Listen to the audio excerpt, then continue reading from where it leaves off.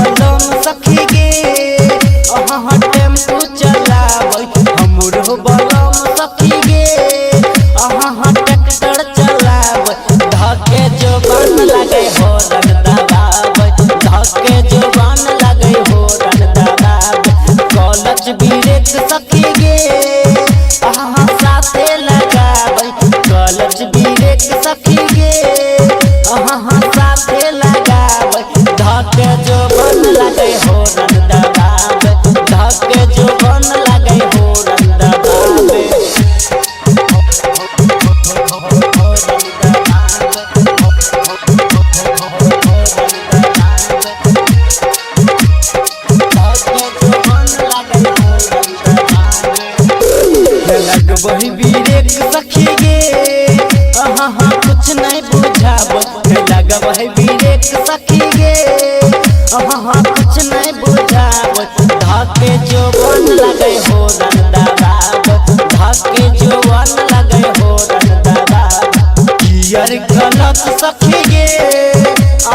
संगे लगाब कियर गलत सखी गे संगे लगाब धाके जो बन लगे हो रन दबाब धाके जो बन लगे हो रन दबाब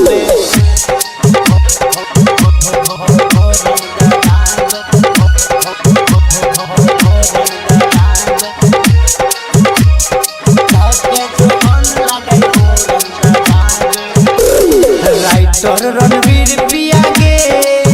मुन्ना मोहित नया राइटर रणवीर पिया गे मुन्ना मोहित नया